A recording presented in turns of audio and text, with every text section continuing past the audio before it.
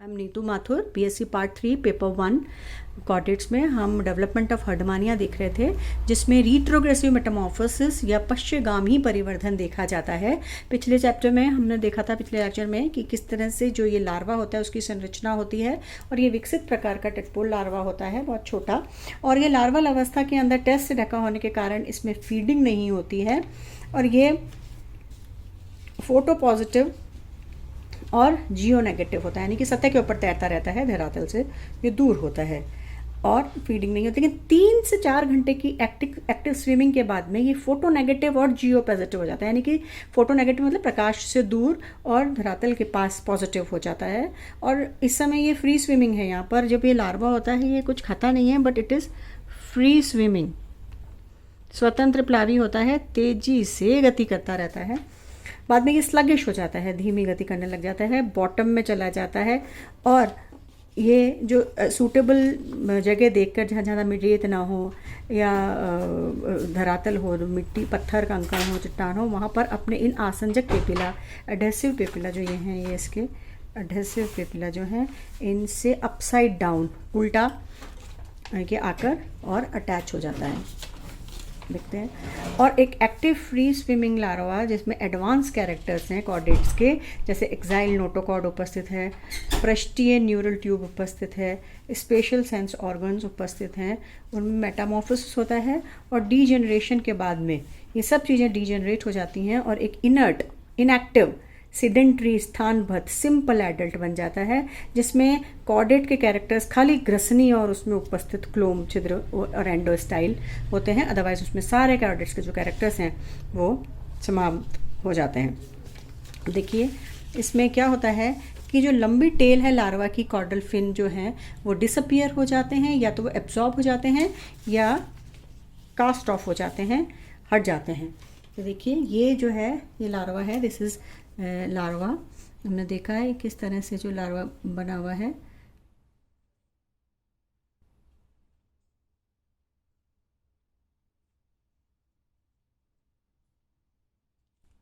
जो लार्वा है इसकी जो ये टेल है, ये टेल धीरे धीरे, ये जो टेल है ये डिसइंटीग्रेटिंग टेल है।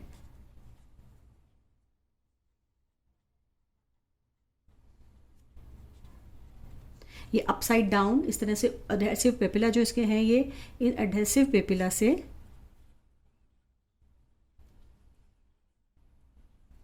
ये इस आधार पर या एक सबस्ट्रेटम पर, आधार पर ये उल्टा अपसाइड डाउन कंडीशन में आ जाता है। ये देखिए इसके अंदर यही है, ये इसका ब्रिंकियल पोर, ये इसका एट्रियल पोर, इसके अंदर की जो संरचनाएं हैं, दिस इज़ ब्रेंकियल अपर्चर, ये एट्रियल अपर्चर, ये इसकी टेस्ट है, ये डीजनरेटिंग इसके अंदर नर्व कॉर्ड है, जो डीजनरेटिंग ये पूरी नर्व कॉर्ड है इसकी, ये पूरी नर्व कॉर्ड है। और पूरा आहार नाल हमने देखा, ये इसका फेरिंग्स, स्टिग्मेटा, ये इसकी ईसोफेगस, स्टमक, नीचे हार्ट, दिस इज एंडोस्टाइल, ये इसका सेंसरी वेसिकल, जिसके अंदर की हमने पहले देखा था ओसिलाई और ओटोलिथ है। ये इसके पीछे वाला जो पोर्शन है, दिस इज नर्व कॉर्ड, ये देखा हमने, ये नर्व कॉर्ड है, दिस इज नर्व कॉर्ड। तो अब ये अपने इन एडहेसिव पेपिला से आकर नीचे अटैच हो जाता है, और अटैच होने के साथ साथ इसके अंदर जो लंबी टेल है वो डीजेनरेट हो जाती है, कास्ट ऑफ या एब्जॉर्ब हो जाती है।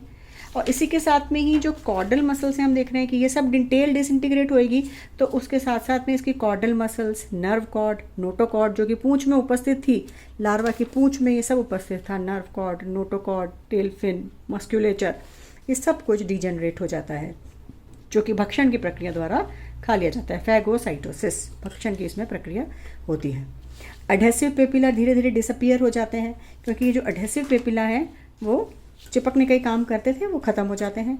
सेंस ऑर्गन जो हैं, ओसिलाई और ओटोलिथ, ओटोसिस्ट, वो ख़त्म हो जाते हैं, सेंसरी वेसिकल ब्रेक डाउन हो जाता है, डिसअपियर हो जाता है। और जो एंटीरियर रीजन है अटैचमेंट माउथ का वो एक ऐसी ग्रोथ, रैपिड ग्रोथ शो करता है। देखिए ये जो लार्वा है, इस लार्वा का ये हेड और ये टेल है, ये जो माउथ का ओरिजिनल है वो इतना ग्रोथ करता है कि वो, और जो डॉर्सल साइड है एट्रियोपोर की, ये तो ग्रोथ रुक जाती है, और ये इतनी ही ग्रोथ करता है, इतना डेवलपमेंट होता है कि ये 90 डिग्री जो है उस पर आ जाता है, और उसका यहाँ पर ब्रेंकियल अपर्चर और यहाँ एट्रियल अपर्चर, यानी कि दोनों एक ही सतह में आ जाते हैं। यानी कि जो डॉर्सल साइड ऑफ एट्रियोपोर है वो तो ग्रोथ को रोक देता है, ये एट्रियोपोर की ग्रोथ जो पहले ही एट्रियोपोर था वो तो ग्रोथ रुक जाती है, लेकिन जो माउथ की ग्रोथ इतनी रैपिड होती है कि वो इस तरह से आकर एक ही तल पर, एंटीरियर तल पर ही आकर लार्वा की रुक जाता है।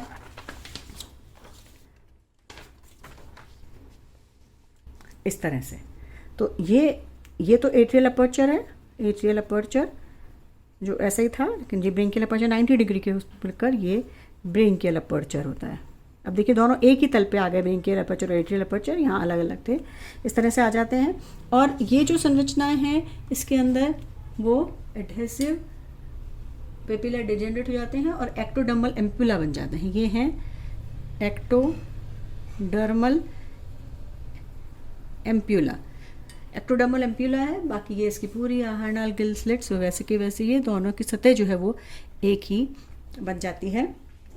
तो इसमें हमने देखा यहाँ पर कि इस तरह से जो ये फाइनल पोजीशन होती है ब्रेंकियल और एट्रियल अपर्चर की, वो original anterior and dorsal side of the larva बनाते हैं। तो ये सब जितने भी चेंजेस हैं वो रिट्रोग्रेसिव चेंजेस कहलाते हैं। और रिट्रोग्रेसिव चेंजेस इसलिए क्योंकि लार्वा की पूंछ के अंदर जो लार्वल की जो टेल है उसी में सारे कॉर्डेट के कैरेक्टर्स हैं, notochord, nerve cord, notochord, tail fin musculature, और जो इसके हेड रीजन है उसके अंदर सेंसरी वेसाइकल जिसमें ऑसिलस, ओटोसिस्ट इसके एडवांस कैरेक्टर्स हैं। लेकिन जैसे जैसे ये एडल्ट में परिवर्तित होता है वैसे वैसे एडल्ट बनते बनते इसके अंदर ये सब डिसइंटीग्रेट हो जाते हैं। टेल डिसइंटीग्रेट होने के साथ नोटोकॉर्ड, नर्व कॉर्ड, मस्कुलेचर सब डिसइंटीग्रेट हो जाते हैं, और ये जो सेंसरी वेसाइकल आगे बना हुआ था, ये वाला सेंसरी वेसाइकल, ये भी डिसइंटीग्रेट हो जाता है। तो ऑसिलस और ओटोलिथ खत्म हो जाते हैं और एक पियर्ड शेप जो है वो संरचना बन जाती हैं।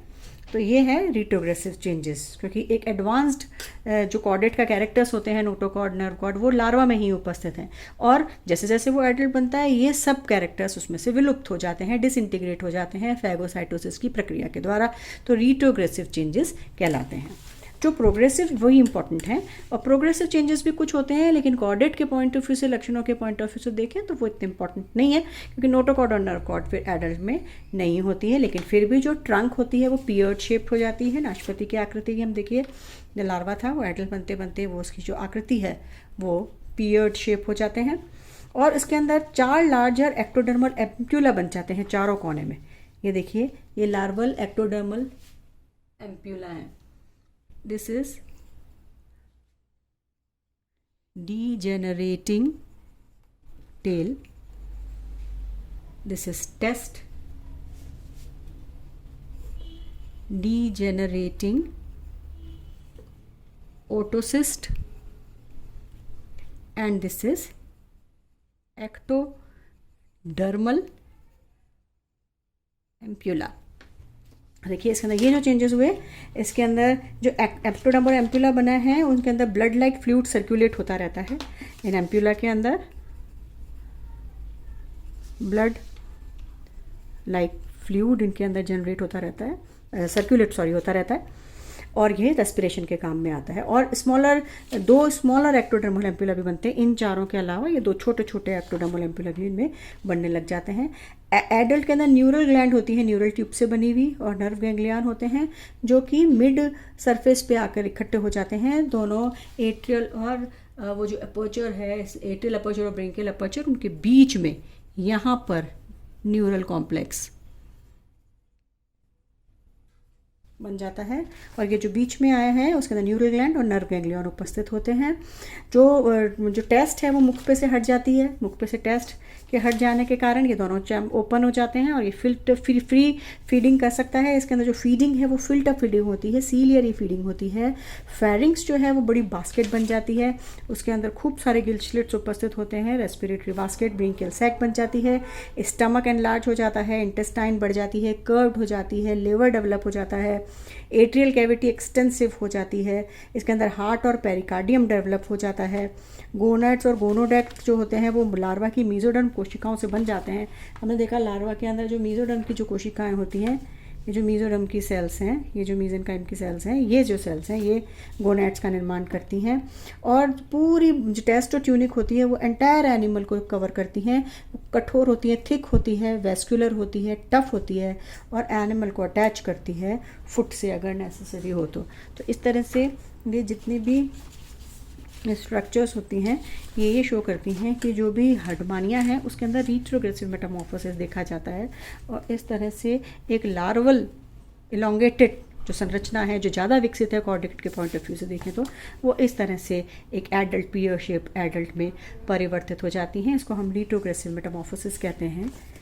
और इसकी ख़ास बात यह है कि ये जो लार्वा है ये कई सारी तरह से हेल्प करता है पढ़ने में। हम अगर देखें तो टैक्सोनॉमिक सिग्निफिकेंस है इसकी, क्योंकि जो लार्वा है वो ज़्यादा विकसित है कॉर्डेट के कैरेक्टर्स के पॉइंट ऑफ व्यू से। उसमें सेंसरी वेसिकल्स हैं, नोटोकॉर्ड है, नर्व कॉर्ड है, जो कि कॉर्डेट एडल्ट में भी ख़त्म हो जाती है। तो कॉर्डेटा में रखने के लिए टैक्सोनॉमिक इसकी सिग्निफिकेंस लार्वा में है।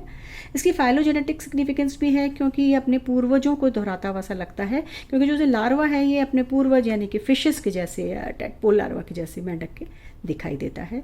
तीसरी इसकी इंपॉर्टेंस है वितरण, क्योंकि एडल्ट जो होता है वो सिडेंटरी होता है, स्थानपथ होता है, वो एक स्थान से दूसरे स्थान पर उसका डिस्पोजल नहीं हो सकता। तो उसके वितरण के लिए लार्वा जरूरी है। ये फ्री स्विमिंग है तो ये अपना स्थान जो है वो बदल सकता है। So this is all about retrogressive Metamorphosis, प्रतिगामी परिवर्धन एसीडियन टैडपोल लार्वा का। धन्यवाद।